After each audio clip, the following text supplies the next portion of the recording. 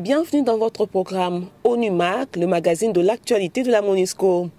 Au sommaire, les news suivies d'un extrait de la conférence de presse One UN, la réponse à votre question, le portrait UN et le Congolais de la semaine.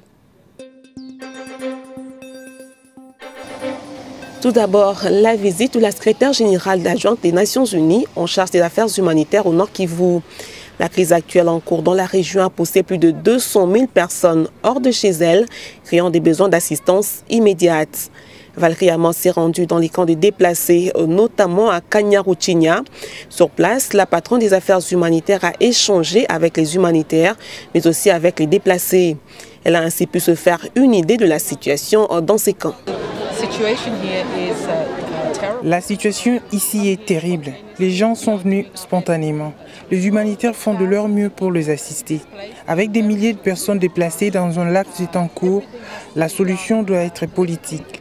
Les discussions se poursuivent et d'ici là, on fera tout pour assister ces gens.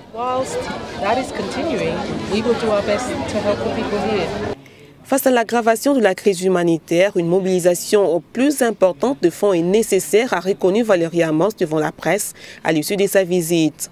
Pour cela, a-t-elle ajouté, il est important d'élargir les champs des pays donateurs pour faire face à la situation humanitaire.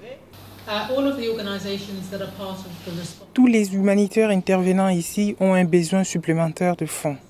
Nous n'avons effectivement reçu que 41% des fonds nécessaires. J'espère que grâce à ma visite et face à la situation, nos partenaires apprécieront mieux et comprendront combien il est urgent d'agir.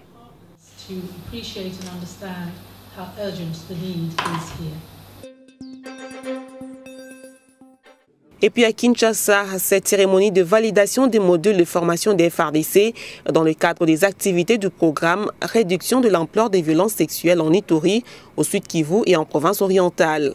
Organisée par la MONUSCO, elle a été placée sous la présidence du ministre de la Défense nationale et des anciens combattants, assisté du ministre du Genre et Famille, en présence du chef de la MONUSCO. Quant aux forces armées de la République démocratique du Congo, je les exhorte à une utilisation efficiente de ces manuels de formation afin de contribuer au changement de comportement dans l'armée congolaise pour le salut de ce grand pays qui est la République démocratique du Congo.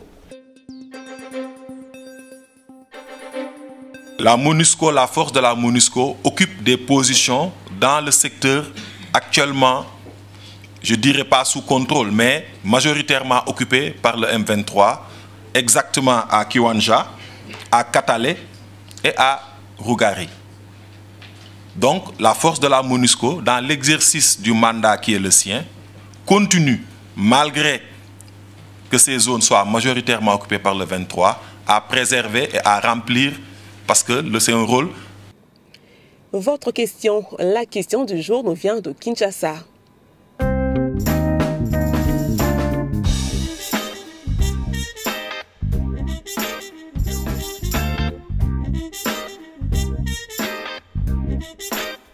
Moi, je voulais savoir quand est-ce que la MONUSCO va rentrer. J'ai l'impression que vous ne faites rien ici. Les gens meurent à l'est, là-bas, vous ne faites rien. Quand est-ce que la MONUSCO va rentrer? Contrairement aux agents tels que l'UNICEF, le PNUD, etc., une mission de paix a une durée de vie limitée dans le temps. C'est bien pour ça qu'on a un mandat qui est renouvelé périodiquement. Maintenant, quant à dire que nous ne faisons rien, je voudrais simplement dire à notre téléspectatrice que nous faisons quand même un certain nombre de choses. Nous accompagnons le processus de paix en République démocratique du Congo depuis le début des années 2000. Concernant l'Est de la République démocratique du Congo, je pense que notre téléspectatrice est très au courant de ce que nous faisons ensemble avec les forces armées de la République démocratique du Congo pour améliorer la situation sécuritaire et pour contenir les différents mouvements armés qui écument cette région. À présent, notre rubrique sur le portrait d'un membre de l'ONU. C'est un Congolais. Qui est-il? Que fait-il et où le fait-il? Élément de réponse tout de suite.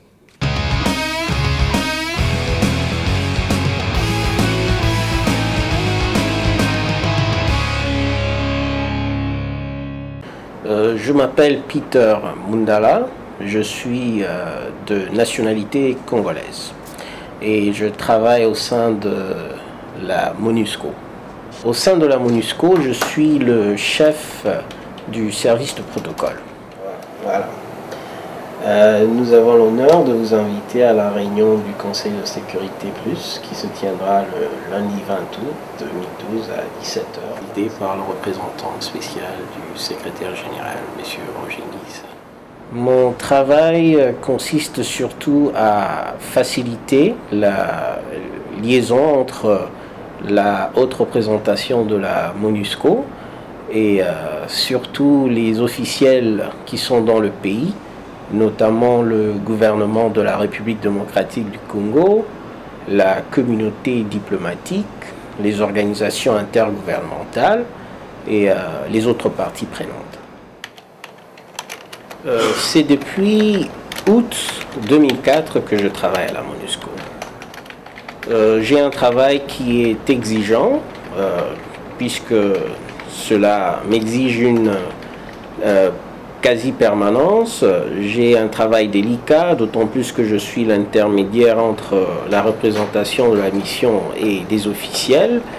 Mais je bénéficie de la confiance de mes supérieurs et je dirige une équipe composée de personnes consciencieuses dont je suis toujours prêt à relever le défi que m'impose mon travail.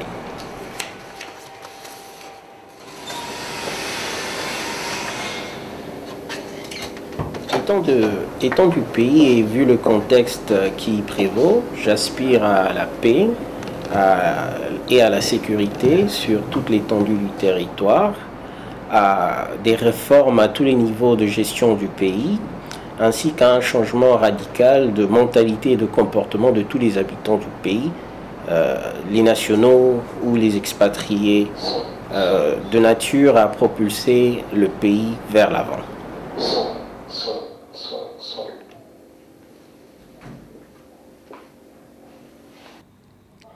Il est temps pour moi de vous dire au revoir, mais avant, je vous propose le Congolais de la semaine.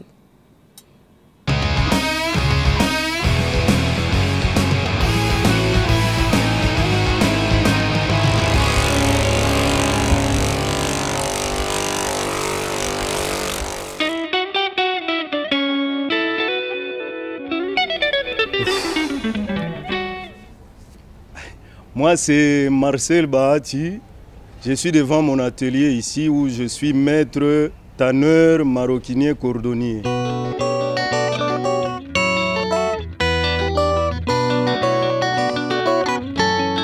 Ici, c'est mon atelier qui est situé sur Prince de Liège dans l'école IPJ, Institut professionnel de la Gombe.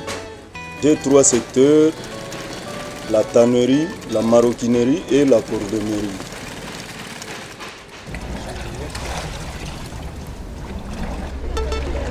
Sachant que notre pays est en difficulté, bon, les gens ne sont pas bien payés, il n'y a pas de travail, et ainsi de suite. Et alors nous devons créer l'emploi.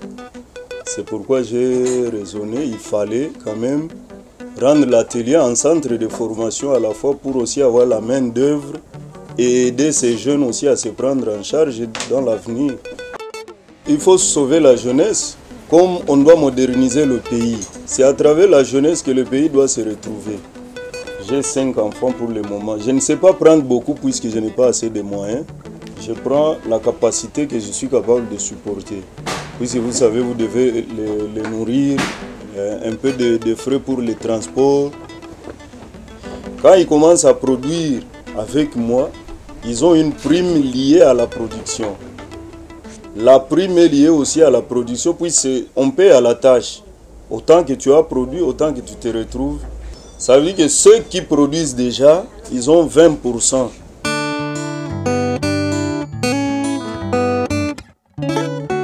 Ce que je gagne par moyenne, si je fabrique au moins 10 paires de chaussures pendant un mois, je peux gagner jusqu'à $200. Auparavant, je n'avais même pas une maison. J'étais chez mes parents. Maintenant, là, j'ai une maison. Deuxièmement, j'ai pris aussi ma femme en mariage.